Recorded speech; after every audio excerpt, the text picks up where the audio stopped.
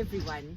We are standing outside a house here on a part of Hayling that was very much the centre of activity in the 60s and 70s. Keith, can you tell us what this house means to you? Yeah, well, good morning everybody. Yes, very fond memories. This was the house that I moved to in 1968 and lived there from 1968 to 1978. It didn't look anything then like it does now. It used to be a really lovely general store there. Dad had a chimney sweeping business and at that time he felt that he wanted to have something else that would occupy him in the summer. My bedroom was the one up in the little roof there facing out to the road, and I can still see all my pictures up on the wall there, my Tottenham Hotspur pictures. And the front window there where we used to have the windows open in the summer and blare our music out as the young girls used to walk by, and all the fond memories of walking backwards and forwards onto the beach throughout the summer months. I can remember Hayling Carnival procession used to line up here in August each year, and the fun we had with all the squeegees and all the things. And yeah, very fond memories. But my life was to change there as well one very eventful day on May the 10th 1978, and I can remember it as plain as day.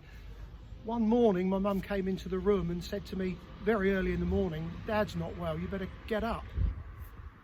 I got up, and literally by the time I'd made my way downstairs to their bedroom, which was downstairs, he'd had a massive heart attack and had died. He was 52 and I was 19, and that was May the 10th 1978.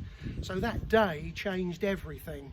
And it's quite odd because just looking over there now, I can remember standing at the end of the bed looking at him, seeing him there dead, and then wandering into the kitchen and Terry Wogan was on the radio, and I thought, heck, everything's changed but nothing's changed. This sense of my life in a moment was to change. I was doing an apprenticeship at the time, which I subsequently gave up, and I went into the business helping my mum with the shop and carried on with the chimney sweeping. My brother was at teachers training college, so he was up and running with that. And then we stayed there for another year through till about the end of 1979, and then we moved. But yeah, it's funny how life can change. I'm sure we've all had experiences like that where life changes in a moment. Keith, that was a massively life-changing moment, and I can imagine that things would have been very different for you afterwards as you moved into a lot of what your father had been doing beforehand. I know another major life change for you came when you became a Christian. Can you tell us something about that? Yeah, like I say, we moved from there and we moved to a bungalow in Menjum, and I carried on with my dad's business, which was quite formidable at the time. I was only 19, and that sense of self-employment and all the responsibilities that brings, filled me with fear and foreboding, really, but it all seemed to work out. But it's funny because I then started to mix with customers and different people, and over a period of time built up good friendships with people. And there were two people in particular, Ted Skeet and another chap from Havant, who was a retired airline pilot, that were very influential in me becoming a Christian.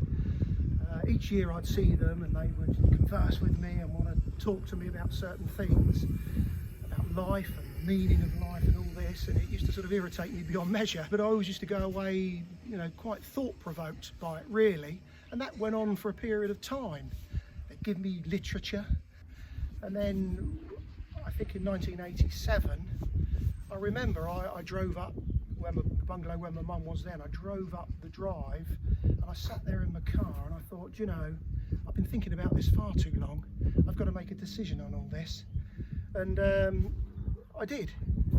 And it was, a transformation. It was being born again. From that moment on, the sky was bluer, the grass was greener, the joy of God entered me. I can remember it well. And then, significantly, the beach became quite an important part in my development as I started to grow. Shall we wander up and... Yeah, let's take a look.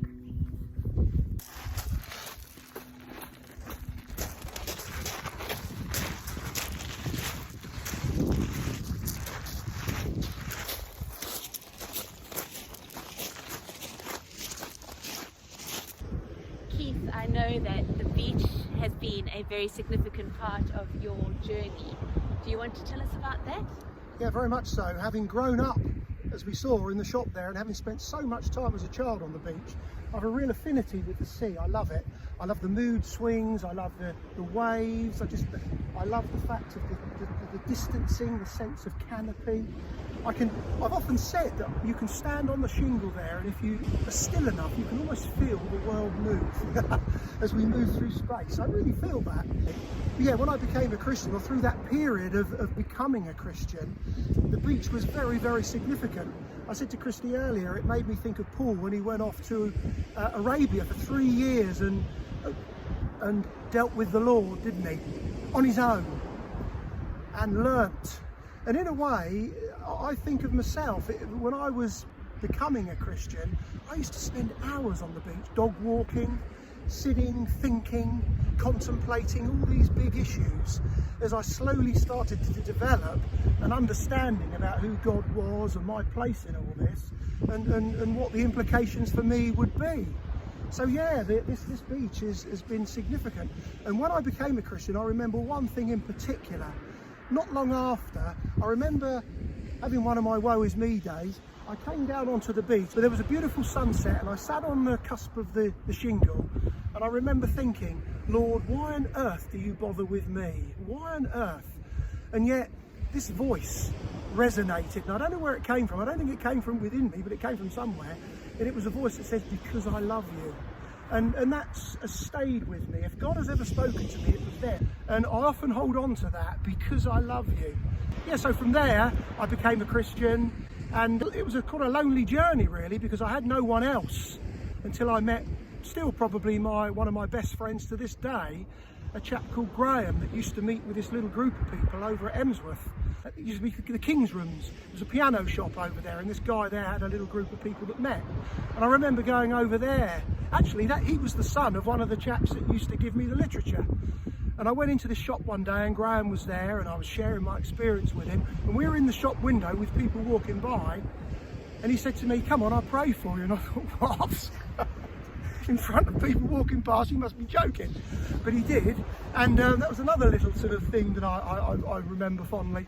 And our friendship grew, and through knowing him and the experiences that I had with him, my faith developed, and eventually I ended up going to a church in Southsea, the Elim Church, and then eventually went to the church at Lee Park Baptist Church. Got very friendly with Stephen Janworthy, who became our first ministers at Hayling Baptist Church. And then from there, the rest is sort of history. But it's been a journey of a lifetime. I feel as I've travelled a distance, but yet when I stand outside my old house there, I feel as I've not travelled any distance at all. So that's the sort of paradox of faith, I suppose. The journey within. But all I know is the truth of the gospel. That's the most important thing, really, that God is real. Jesus Christ is the saviour of the world. And it's only through a realisation of that truth that's liberated me, really. That's enabled me to see the sky as bluer and the grass as greener, and to meet such lovely people in my journey.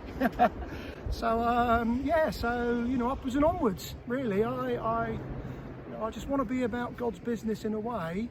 The journey continues, the journey of faith, that wonderful journey that I would not want to be anywhere else. So, I hope that sort of helps you in sort of understanding me a bit more, if you didn't know me already. Thank you so much for sharing with us, Keith. Yeah. My pleasure.